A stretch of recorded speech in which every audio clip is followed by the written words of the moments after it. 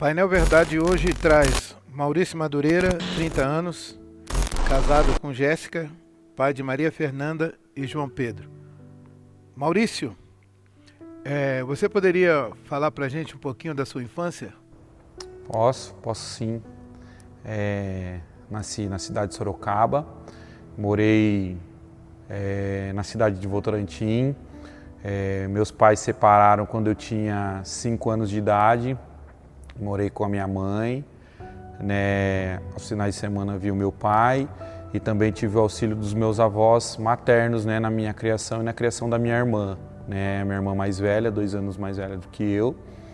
E meu avô, apesar de eu ter o meu pai vivo, mas o meu avô foi uma pessoa que me instruiu muito devido à separação dos meus pais. Foi assim a figura masculina que eu mais tive contato e que me ensinou muita coisa e me ajudou bastante.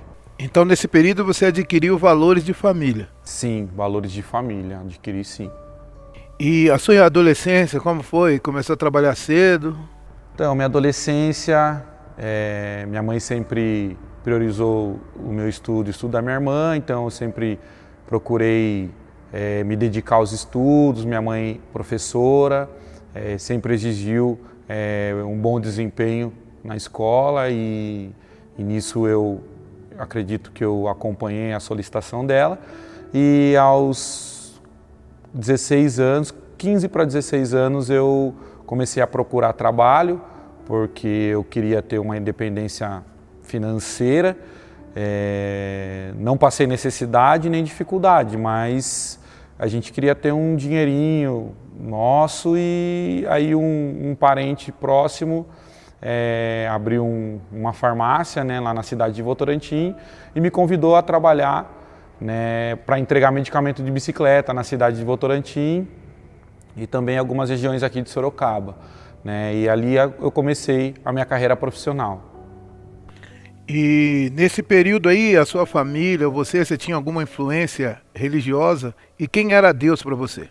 Na verdade, a minha família é católica. Eu nasci e cresci no catolicismo, o que todo católico faz, catequese, primeira comunhão, crisma e tudo mais. Mas, bem sincero, eu nunca tinha tido nenhuma experiência com Deus. Eu ouvia falar de Deus e Jesus, e assim como de outras coisas que a gente ouve falar numa igreja católica, mas eu nunca tinha tido nenhuma experiência com Deus verdadeiro mesmo. Era algo que eu nunca senti, nunca vivi, como após a minha conversão eu pude viver e sentir. Mas nós vamos falar sobre essa questão de Deus um pouquinho mais na frente. Você falou do trabalho, começou numa farmácia entregando medicamentos com a bicicleta. E depois disso, como é que desenrolou? Porque tem uma história interessante que o seu pai viu você num trabalho e ele achou aquilo interessante, Você fazendo algo que ele não esperava para você, mas que ele achou bom. Conta pra gente. Na verdade foi assim, trabalhei 2 anos nessa farmácia desse parente próximo e depois de um período a gente, às vezes, eu acabei conhecendo a Drogaria São Paulo, porque às vezes eu ia pegar medicamento lá para entregar para os clientes da farmácia com a qual eu trabalhava. E lá eu acabei pegando conhecimento, uma certa amizade com alguns funcionários de lá e me interessei em trabalhar na Drogaria São Paulo. Na verdade, o meu sonho era ser um balconista da Drogaria São Paulo, de uma grande rede. E um dia eu vi um anúncio de uma vaga de emprego para a Drogaria São Paulo e era para a função de auxiliar de loja, que faz serviços gerais, limpa, descarregava caminhão, Então, mais essa parte aí. E eu lembro que eu trabalhei num período lá nessa função e às vezes no domingo meu pai ia lá no meu horário de lanche por volta de 5, 6 horas da tarde e ia me levar um lanche. E ali ele me fala, que ele via eu limpando o chão e descarregando caixa. Ele falou que ele sentiu algo assim que acho que não foi aquilo que ele sonhava que eu trabalhasse de início, Porque todo o sonho de um pai era ver seu filho estudando, ingressando numa carreira melhor. O sonho do meu pai era que eu ingressasse na carreira militar, né? Eu fiz o vestibular para a SpaceX, né? Escola Preparatória de Cadetes do Exército. Fui muito bem, mas eu fiz como treineiro e no ano que era para mim ingressar mesmo eu desisti. E meu pai viu eu naquela situação, limpeza, mas ele falou que por dentro ele sentiu, mas ele falou, eu não vou falar nada porque é um trabalho digno e ele vai crescer, mas ele sonhava coisas melhores para mim, né? É interessante essa história aí, porque apesar de doer para um pai, ele abriu a voz dele e fez algo que todo pai deveria fazer, que era abençoar, que você ia crescer. Hoje você é pai, né? Tem 2 filhos. Eu acredito que tenha a mesma visão que seu pai teve de abençoar o futuro dos seus filhos. Mas a sua vida nem sempre foi maravilhas, né? Na sua jornada, na sua caminhada, você te apresentaram um clube de futebol. Você não precisa entrar em questão de citar qual clube, por respeito a todos os outros, né? Que nós vamos falar de algo muito sério aqui.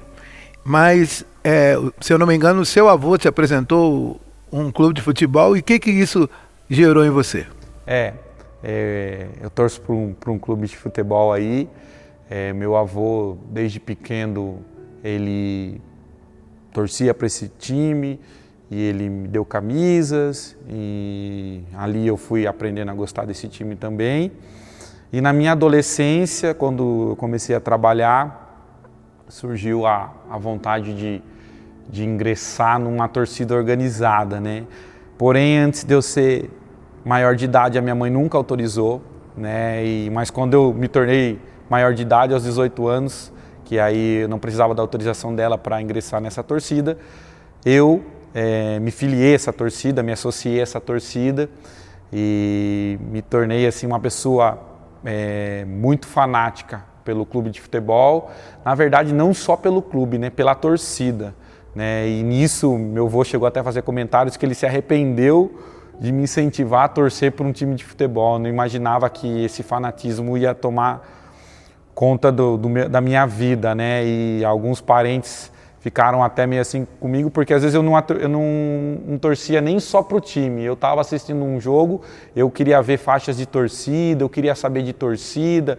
Então foi um período da minha vida que me tomou, né, que me dominou, vou usar a palavra correta, é essa.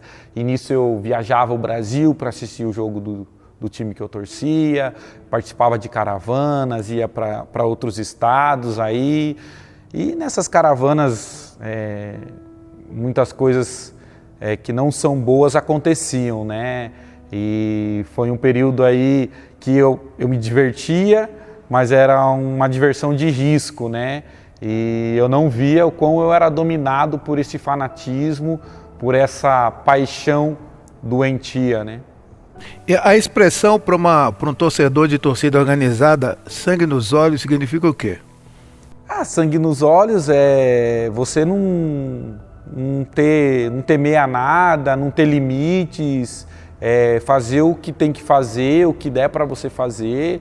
Eu tenho sangue nos olhos, eu não vou medir esforço para fazer, se tiver algum rival. O que eu tiver que fazer, eu vou fazer, independente se for uma pessoa que tiver com uma camisa diferente da minha, eu vou com sangue nos olhos, eu não tenho limite para onde eu posso chegar. Esse é o significado do sangue nos olhos. Para a gente parar um pouquinho sobre esse assunto de torcida, que a gente vai falar dele lá na frente, tem uma história de vocês irem para Belo Horizonte, assistir um jogo no Mineirão e parar numa loja famosa dessas de beira de estrada. Eu não vou citar o nome aqui pelo merchandise, mas o que aconteceu? Exatamente, né? Foi um jogo lá no estado de Minas Gerais, né, no estádio do Mineirão, que foi uma caravana da torcida e já foi meio que sacrificante, né? Eu não vi esse sacrifício na época, mas hoje, parando para pensar, que foram 12 horas dentro de um ônibus, né, que tudo acontecia naquele ônibus. Cheguei lá, assisti o jogo e no caminho de volta, eu sabia que teria mais 12 horas de viagem. O motorista, né, a caravana tem um ônibus que é o ônibus piloto da caravana, ele decidiu parar na conveniência e todos os ônibus pararam nessa conveniência. O pessoal ia no banheiro, fazer sua refeição e eu achei que ia ser uma refeição normal, uma parada normal. Nisso a gente desceu do ônibus e a hora que eu peguei um salgado, um refrigerante lá e fui no caixa, paguei. A hora que eu olho para trás, a conveniência, que era um restaurante, estava sendo totalmente saqueada, né? Como em Minas Gerais, tinha muitos queijos pendurados, salames, e o pessoal começou a saquear essa conveniência. Eu olhava para o lado assim, o pessoal, aqueles freezer de sorvete, o pessoal saindo com as caixas de sorvete na mão. Aquelas gaiolas de salgadinhos, né? De batatas e salgadinhos, o pessoal levando a gaiola inteira para o ônibus, né? E ninguém pagando nada, todo mundo pegando o que tinha direito lá. Na verdade, saquearam mesmo o comércio lá e os funcionários e o proprietário acuado não falaram nada, porque era centenas de pessoas dentro daquele estabelecimento, pessoas agressivas, pessoas que não estavam sóbrias, e aquilo ali, de início eu me assustei, mas depois que foi todo mundo para o ônibus, foi meio que ali naquele momento uma diversão, uma coisa divertida, mas que hoje você pensando bem, né? E naquele momento, depois que o pessoal fez tudo, aquele desespero de falar para o motorista ir embora, antes que a polícia chegasse, antes que viesse a polícia, e que com certeza todo mundo ia ser preso, né? Então aquele desespero, o motorista não vinha. Um dos integrantes da torcida, de um dos ônibus, inclusive do ônibus que eu estava, né? Que era o ônibus, considerado ônibus da diretoria, que era o ônibus mais problema da caravana, né? E eu estava naquele ônibus. Um dos integrantes ligou o ônibus e foi saindo com o ônibus, sem saber dirigir um ônibus, né? Nisso o motorista veio correndo e meio que acabou que eu acabei chegando de volta para casa. E nessas horas aí você não parava para pensar, né? Onde eu estou? Ou era normal? Na verdade, dava assim aquela sensação de novidade, mas eu não parava não. Era uma diversão para mim, era algo que eu ia ter história para contar, era algo divertido. Eu achava, com o tempo foi ficando uma coisa até meio que normal para mim. E a violência? A violência, como todos sabem, numa torcida organizada, né, ocorre, né? A gente vê fatos que até dentro da torcida ocorre a violência, mas ocorria muito, principalmente em clássicos, né, de marcar brigas, ou de se encontrar na pista, né, que é nas estradas, ou no caminho de algum estádio. Isso era um prazer, né, a gente encontrar rivais. Na verdade, em dias de jogos, a gente até caçava rivais, a verdade era essa, né? E quando a gente caçava, se a gente estava em maioria, era mais prazeroso ainda, porque além da covardia de agredir, estar em maioria, a gente tomava os artigos, os pertences, camisetas de outras torcidas e considerávamos como troféu, exibíamos na internet o troféu disso, o troféu daquilo, era um troféu pra gente isso aí. Hoje você entende aquele versículo que diz que há caminhos que o homem parece ser bom, mas seu fim são os caminhos da morte. Sim, né? Sim, entendo perfeitamente. E você sabe que Jesus te livrou, né? Sei muito bem disso. Então vamos lá, tendo vivido tudo isso aí, você seguia a vida normal de trabalho. E como é que a sua vida caminhou a partir do trabalho, relacionamento, casamento, para a gente chegar até hoje, no dia de hoje? Eu sempre trabalhei, né, apesar dos apesares, né, eu sempre fui uma pessoa profissionalmente muito responsável, né, tinha sempre alguns objetivos, algumas responsabilidades, alguns compromissos, e na minha adolescência também eu iniciei um namoro, né, de princípio contra a vontade dos meus pais, e de fruto desse namoro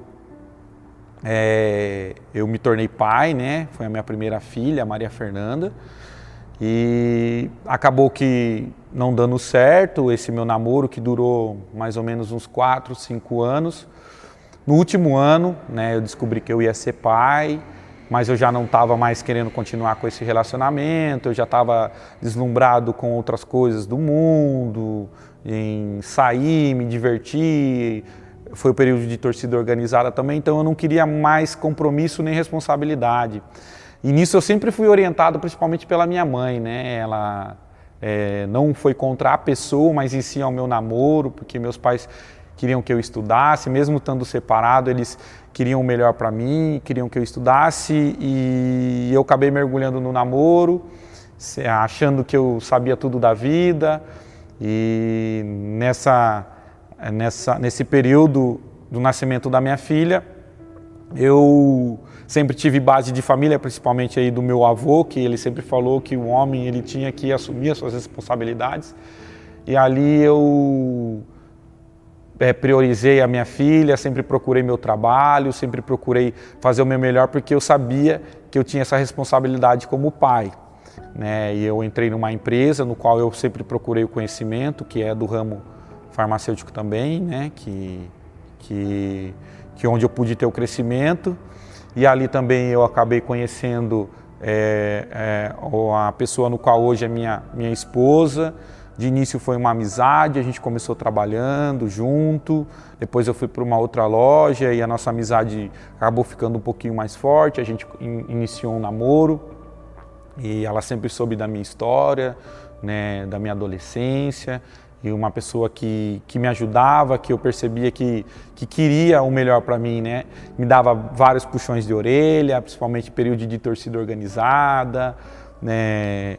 Então, assim, ali eu iniciei um namoro e eu sempre procurei manter as minhas responsabilidades, principalmente como pai, né? Como um homem, chamar a responsabilidade para si como um homem, né? Bom, vivendo isso, tendo já conhecido a Jéssica, trabalhando, envolvido com torcida organizada. Agora, o seu interior, a sua alma, como é que era? Qual eram os sintomas de alma que você tinha? Era uma alma revoltada, né?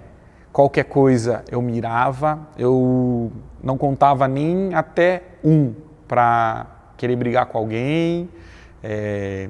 Isso acho que foi uma herança que eu tive no período de torcida organizada, mas em qualquer situação, seja num evento, onde eu estava, em algum momento eu já queria brigar com alguém, já vi uma situação, já queria brigar, eu tinha uma certa revolta de algumas situações, eu não tinha a leveza que eu tenho hoje, eu não tinha, o meu mundo a minha vida era mais escura, era meio negra, assim, né? A minha visão era tudo pro lado negativo, né? Vamos se dizer assim. Aí, trabalhando na Drogaria São Paulo, você conheceu uma pessoa que te apresentou Jesus pela primeira vez. Você pode falar como é que foi? Sim. Eu trabalhava numa loja, né? Aqui na cidade de Sorocaba, e fui transferido para a loja do centro. E, contrário à minha vontade, né? Não queria. Mas ali acho que já tinha ali já tinha o plano de Deus para minha vida. E eu comecei a trabalhar lá e conheci uma pessoa, o Antônio, e ali de uma maneira sutil, de uma maneira, vamos dizer assim, suave, ele começou a falar de Jesus para mim. Confesso que de início eu não me interessei muito, porque eu já achava que eu conhecia Deus, que eu conhecia Jesus, né? Eu tinha lá os meus crucifixos, o meu terço, falava, não, meu Jesus está aqui, esse é o meu Jesus. E ali, na maneira dele simples de ser, ele foi falando do amor de Jesus para mim, e eu escutava, até alguns momentos eu dava uma certa importância, mas aquilo passava. Mas eu passei por um período muito difícil, né? Naquele período que eu estava trabalhando com ele, que a minha filha, quando era pequena, ela ficou enferma e ficou internada por 5 dias. E ali meu mundo meio que desabou, né? E eu senti um pouco o golpe. E ele falou, olha, Maurício, eu sei de um caminho que pode transformar a sua vida, a vida da sua filha, que pode curar a sua filha, que é Jesus. E naquele momento de fraqueza, de aflição, né, de dor, eu decidi, ouvia tudo que ele tinha para falar para mim, e ele me convidou para vir num culto. Eu aceitei, né? 2 dias depois eu estava participando do primeiro culto numa igreja que realmente prega Jesus, e naquele momento ali foi o meu primeiro contato com Jesus, foi através aí do Antônio que pregou Jesus para mim. Nesse primeiro culto, nesta primeira participação, aconteceu alguma coisa que você não considerava normal na sua vida? Sim, aconteceu que eu não acreditava muito na questão de libertação. Eu via na TV, eu via pessoas falando, e eu falava que era mentira, que isso não existia. Mas sempre tive medo também quando falava da palavra diabo, né? Então é estranho, que você não acredita, mas você tem medo, né? E nesse meu primeiro culto eu vim, me senti muito bem. Talvez eu nunca tinha me sentido bem em qualquer outra igreja que eu fui, no caso na católica, desde a pregação, desde os louvores, me senti à vontade, me senti uma paz, e no momento da oração, né, da oração forte, que o pastor me convidou para ir até a frente, e eu fiquei no meu lugar, e o Antônio, não, vai na oração, vai receber oração. E quando eu fui, eu só lembro que eu fui até a frente e recebi a imposição de mãos. Me lembro que do começo da oração, né, que lembro só do em nome do Senhor Jesus, depois o meu corpo começou a tremer, e a hora que eu fui voltar em si, eu estava me levantando do chão, e o pastor me perguntando o meu nome, como era a minha vida, e falou que tinha um espírito maligno, um demônio na minha vida, falou quais eram os demônios que estavam me perseguindo, e da onde vinha aqueles demônios, porque acredito que no momento que eu estava manifestado, o demônio, né, falou para o pastor.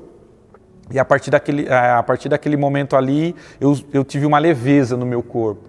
Fui para o trabalho, né, a hora que eu saí do culto, que eu vim pela manhã, cheguei em casa e contei essa história para minha mãe, né?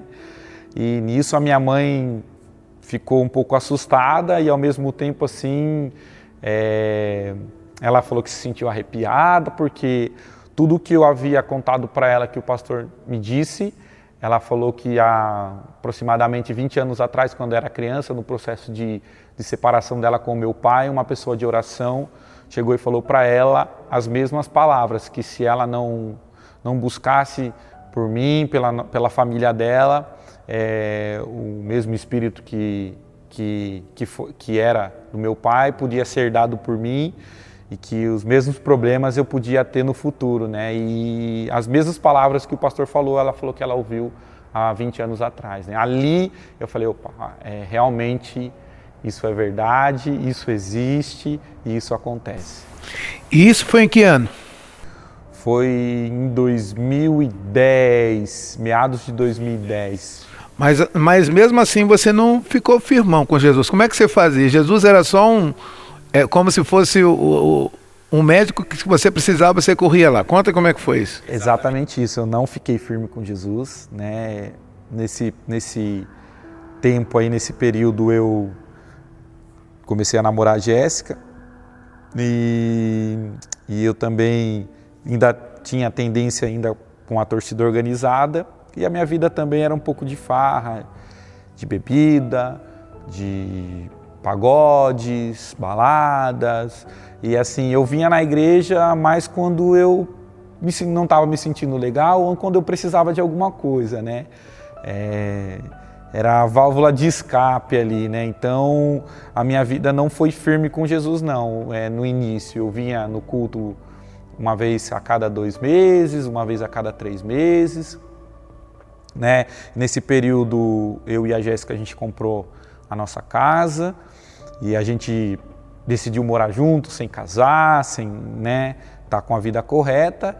E então a gente já não vivia uma vida correta. E eu ainda, para ajudar, dava umas dor de cabeçazinha aí, com bebida, com balada, com futebol, com torcida organizada, ou com amigos, né, que eu achava que eram os meus amigos, e eu ia muito pela cabeça deles.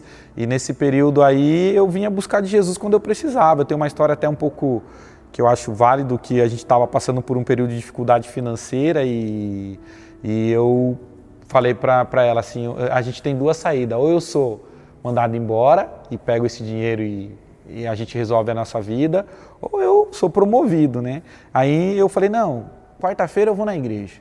Tá difícil a situação, quarta-feira eu vou na igreja. E vim num culto e antes do pastor assumir a palavra, a pastora estava ministrando louvor e naquele momento eu vim decidido a buscar de Deus e a pastora começou a orar e falou na oração bem parecido àquilo que eu estava, bem parecido não, aquilo que realmente eu estava vivendo e que se eu cresce, Deus ia me dar uma resposta naquela mesma semana, só que a pastora lá do altar e eu aqui na cadeira. Ela não sabia da minha história, ela não me conhecia. E naquele momento eu tive assim a minha primeira experiência de crer e as coisas de Deus acontecerem na minha vida. Isso foi na quarta, na sexta-feira eu fui promovido, tive a promoção no serviço, que ali Deus já mostrou os sinais dele na minha vida, que ele podia fazer muito mais, porém passou esse período, eu não continuei firme com Jesus e continuei com o pé lá no mundo e de vez em quando vinha na igreja, o pé lá no mundo e de vez em quando eu vinha na igreja. Mas você tinha fé, né? Eu tinha fé. Mas não tinha o compromisso para a salvação. Exatamente, eu tive o primeiro contato com Jesus, aí realmente eu sabia em quem eu estava crendo, eu sabia da existência de um Deus, eu sentia, eu tinha experiência, é um Deus que quando eu orava e se eu cresce, Ele me respondia, né? Mesmo eu sendo falho, não estando firme, mas eu sabia que eu tinha um Deus que Ele me socorria, né? Maurício, nesse período o tempo passou, você chegou o dia que você teve que tomar uma decisão para Jesus. Conta pra gente como é que foi, mas conta também aquela história do ônibus, que vocês falando da igreja, falando de Jesus, e teve pessoas que sentiu curiosidade de vir à casa de Deus, ou de ir à casa de Deus. Exatamente, né?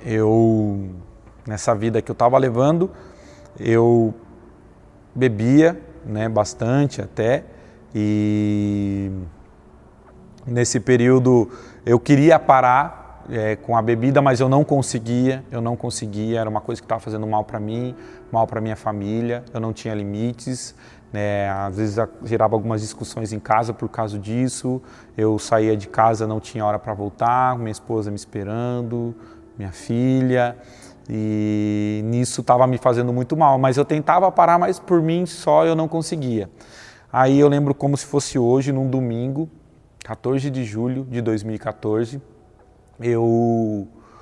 num sábado anterior eu estava no churrasco, bebi até altas horas da noite, mas eu já tinha falado para minha esposa que não, e ela me cobrando, a gente precisa ir na igreja, eu falei, não, domingo a gente vai, domingo de manhã pode ficar tranquilo que nós vamos. E nisso eu cheguei nesse churrasco meio que de madrugada junto com ela estava comendo churrasco, ela falou, mãe, a gente vai na igreja. Eu falei, vamos ver se eu vou conseguir acordar, mas aí ela me acordou no domingo de manhã, eu falei, não, eu vou. E nessa vinda do caminho de casa até a igreja, eu estava me sentindo mal e falei para Deus que em pensamento, né? Eu lembro como se fosse hoje, eu olhei para trás, estava minha filha no cadeirão, minha esposa do lado e eu falando com Deus em pensamento que eu não queria mais aquela vida, mas eu não estava conseguindo me libertar daquela vida, que se realmente Ele pudesse fazer algo por mim, que fizesse ali naquela manhã que eu estava indo buscando dele com o coração aberto, que eu queria transformação, que eu não queria mais aquela vida de bebedeira, eu não queria mais aquela vida de confusão na minha casa, né, de desconfiança.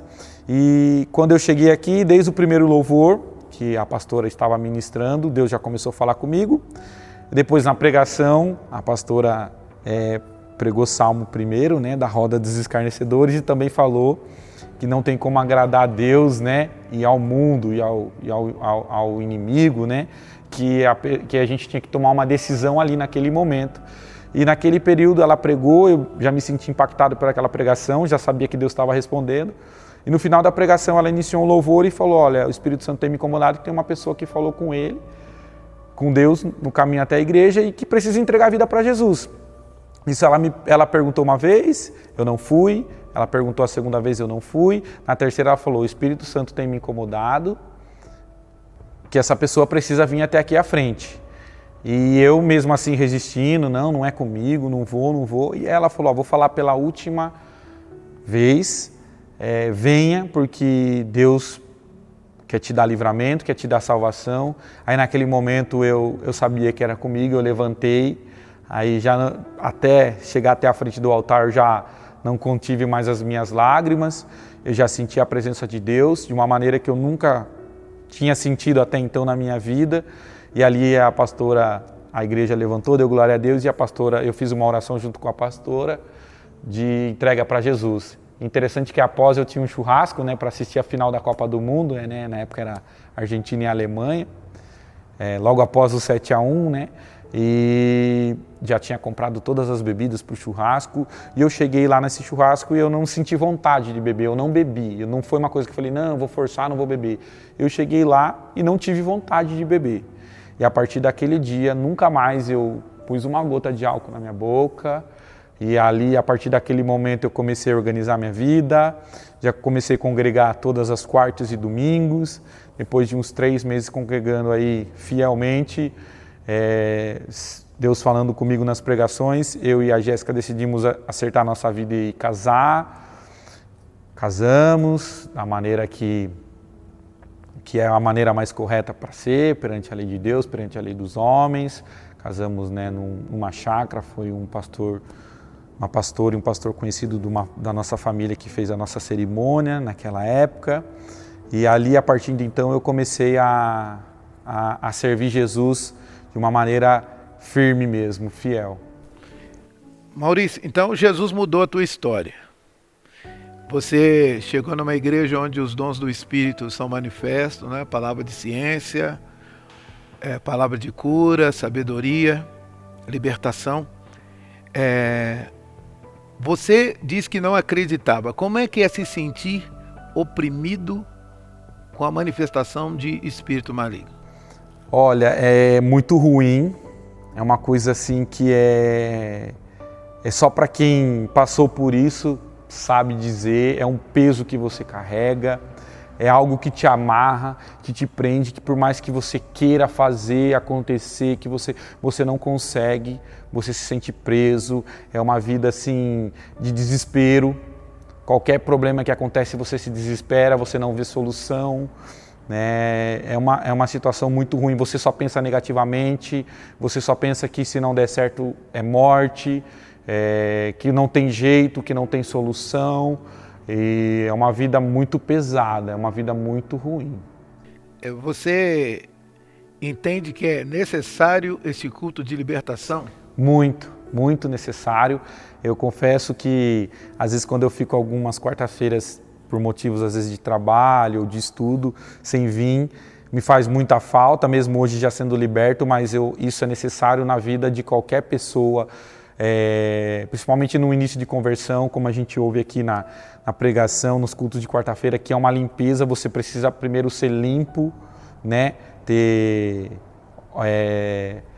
vasos novos para receber coisas boas de Deus, o Espírito Santo.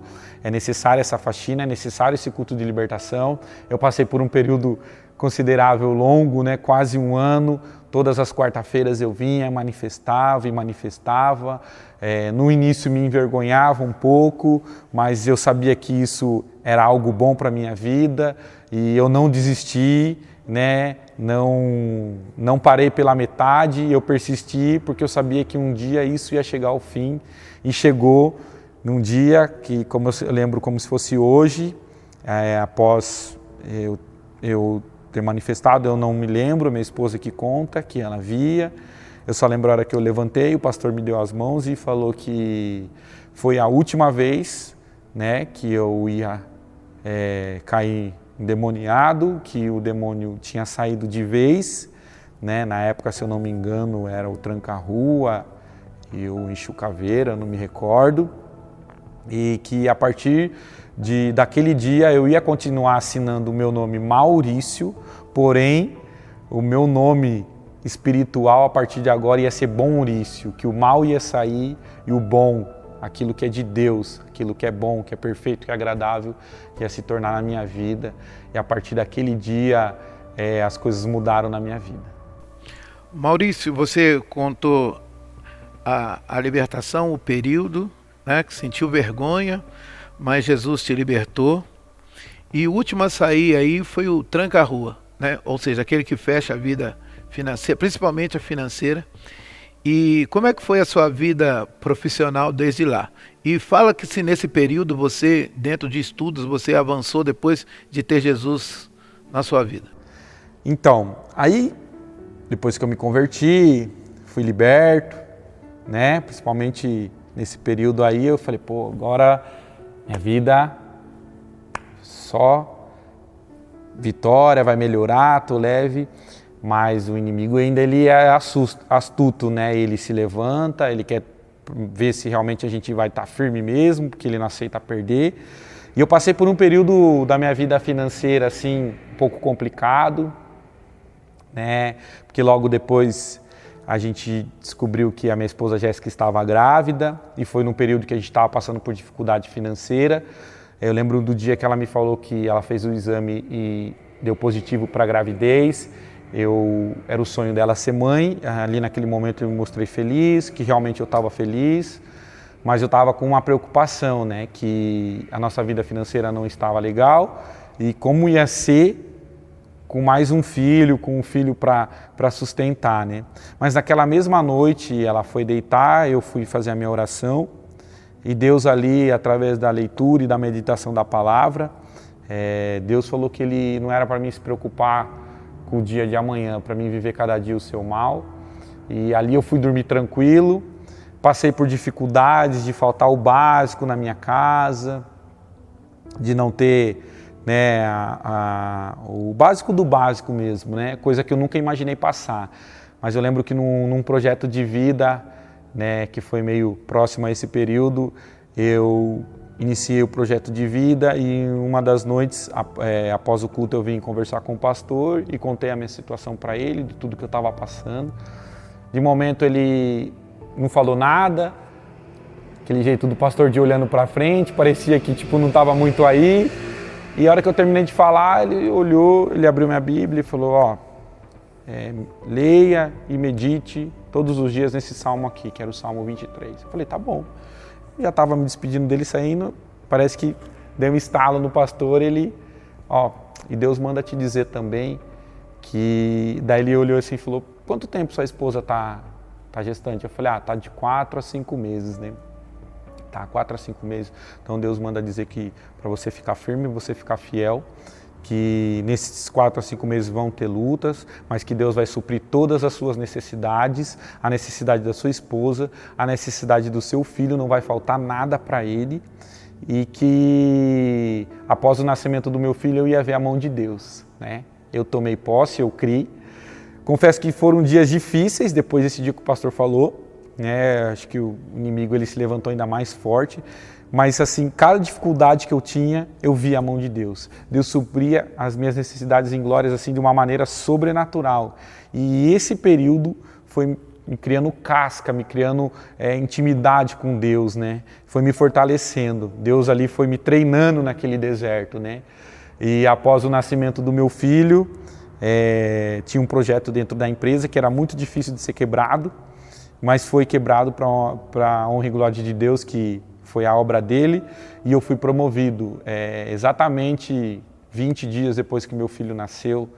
Eu fui promovido a gerente da loja, aí ali meu salário aumentou, aí ali eu comecei a melhorar minha vida financeira, aí nesse período eu iniciei minha faculdade, e nesse período eu fiz a minha faculdade, concluí a minha faculdade, algo que parecia impossível há 6 meses atrás, estava acontecendo na minha vida. Bom, então servir a Jesus é real, a palavra profética, quando ela vem do Senhor, ela se cumpre. Você cresceu espiritualmente, cresceu no conhecimento das coisas de Deus, cresceu profissionalmente, no estudo na faculdade. Agora eu quero falar de um assunto com você, que normalmente as igrejas dos pastores são criticados. É sobre dízimo e oferta. O que você entende por dízimo e por oferta e se isso te trouxe algum resultado positivo na sua vida? Quando eu me converti, eu não tinha muito conhecimento assim de dízimo, de oferta, né? E principalmente de dízimo, né? E Aí quando eu e minha esposa, a gente se decidiu nos batizar, a gente participou da aula de batismo com a pastora no período de 6 meses, de maio a novembro, e é algo assim que edifica muito. Eu sinto até falta, né, dessas aulas de batismo, quando eu ouço a pastora falar que está tendo aula de batismo, porque é uma coisa, eu tenho minha apostila guardada até hoje, de vez em quando eu vou lá, dou uma lida, e teve um dia que a pastora falou, né, sobre a vida de um crente em Jesus e falou sobre dízimo.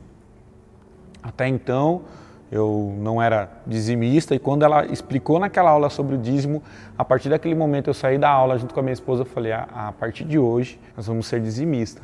E desde lá, 2014, 2015, até então a gente tem sido fiel no nosso dízimo, na nossa oferta, através das pregações que Deus fala, e para a gente ser obediente a Ele, né, a não roubar, né, nos dízimos e nas ofertas alçadas, e ali a gente já tomado pelo temor e obediência a Deus, uma frase que o pastor usa com as crianças, mas que a gente leva muito a sério lá em casa como adultos, que é a obediência gera bênção, e a gente procurou ali, daquele momento, ser fiel a Deus em todos os meses, em todos os nossos rendimentos, né? Aprendi através da aula de batismo que é tudo que vira a nossa mão, não é simplesmente uma coisinha ou outra, ou só o salário. E eu e minha esposa, fielmente, a gente é dizimista, é ofertante, ensinamos os nossos filhos a serem dizimistas, e qualquer dinheirinho que eles ganham, a gente ensina a tirar o dízimo, a ofertar. E uma coisa que eu posso dizer, que a partir do momento que eu me tornei um dizimista, Deus supriu todas as minhas necessidades em glórias, não me faltou nada, muito pelo contrário, Ele me deu muito além daquilo que eu pude imaginar, né? Lógico que pela minha fé, pela minha obediência, mas pelo dízimo, né? Tem muitas pessoas que criticam, muitas pessoas de fora, muitas pessoas que não são dizimistas, mas uma coisa eu falo com experiência própria, quando você é dizimista, não tem como Deus não abrir a porta dos céus para você.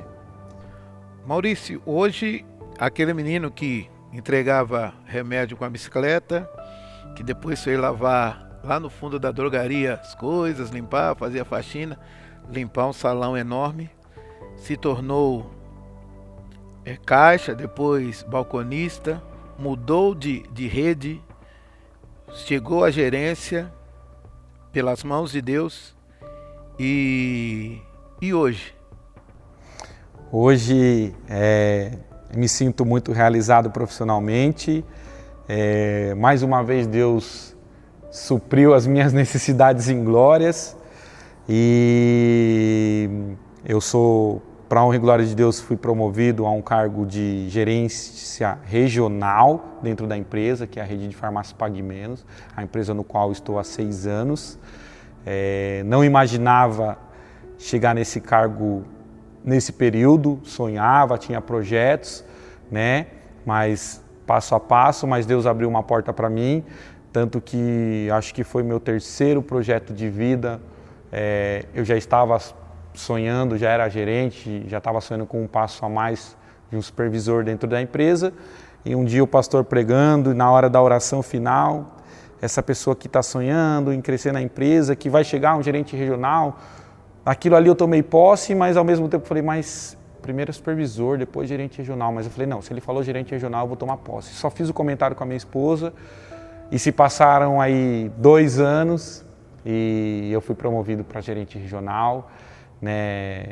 Depois de um período vitorioso como gerente de loja dentro da Pague Menos, a loja no qual, quando eu fui promovido, que eu assumi, era uma loja com faturamento muito baixo, a loja estava no radar da empresa para uma loja baixar as portas, e ali com o trabalho, com a glória de Deus, com Deus me capacitando, com Ele multiplicando, né? Eu ouvi alguns testemunhos aí, eu aplicava lá na loja, um testemunho que o pastor contou uma vez, que uma dona de um comércio chegou na porta da loja e falou, entra clientes, eu fazia isso na minha loja, tudo que eu ouvia, eu levei sal para ungir, tudo que eu ouvia na pregação, atos de fé e testemunhos de fé, eu apliquei lá na loja, trabalhando, né? E sempre em obediência, honrando a palavra de Deus.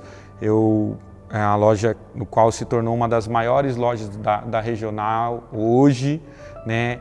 Saí de lá com a sensação de dever cumprido para a honra e glória de Deus. Uma loja hoje muito próspera, muito abençoada, onde muitas pessoas se formaram ali, gerentes, vendedores, né? Então, e agora estou com esse novo desafio de gerente regional para a honra e glória de Deus. E uma bênção de gerente regional para a honra e glória de Deus. A Bíblia diz assim que tudo aquilo que o salvo faz no seu trabalho secular, ele deve fazer, ou na sua vida secular, deve fazer como ao Senhor.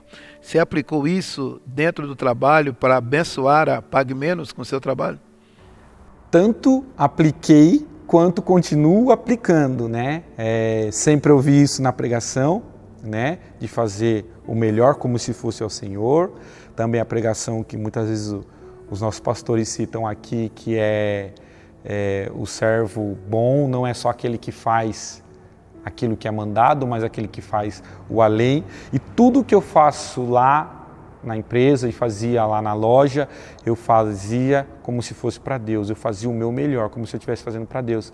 E eu ensinava os meus funcionários, façam sempre o melhor. Tudo que você for fazer, seja varrer a loja, seja você organizar uma cesta, organize da melhor maneira. Primeiro, para você fazer como se fosse para Deus e para você não ter o retrabalho. Tanto que eu saí da loja lá, mas ainda tenho contato com eles brincam e falam, né, o meu jargão, que faça o melhor. Tudo que se for fazer, faça o melhor.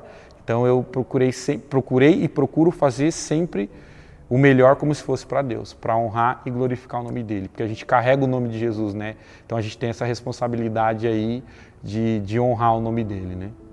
Maurício, eu quero agradecer você, mas deixar uma ressalva aqui, que você citou que tudo que você ouve na igreja, você compartilha ali no mesmo instante com a sua esposa. Então você mostra uma visão de família boa, de posição de marido inteligente e de pai inteligente. E que você possa guardar isso na sua relação conjugal com a Jéssica e na relação de pai com seus filhos, guardando a palavra do Senhor. Um último conselho eu peço para você, para todo mundo que agora está te assistindo. O conselho que eu dou para vocês é ser fiel a Deus em qualquer situação, né? E uma coisa que eu trago muito aqui, uma palavra de Deus, é crer no Senhor teu Deus e terá segurança. Crê na palavra do profeta e prosperareis. Crê em Deus, seja obediente, dizimista, a palavra, resista ao diabo, porque ele vai se levantar, mas ele vai fugir de você quando você resiste. Porque lutas vão ter, tá? Eu ouço muito aqui na igreja também que a vida de um crente, se ela for sempre lá em cima, algo está errado. Sempre vai ter uma luta, o inimigo ele vai se levantar, mas o segredo é permanecer. É permanecer em Cristo, ser fiel e crer em Deus e crer na palavra do profeta, porque eu não tenho dúvidas que os nossos pastores são profetas, são usados por Deus e quando eles falam, né, pode crer que vai acontecer. Maurício, Deus te abençoe e até mais. Obrigado. Amém. Deus abençoe.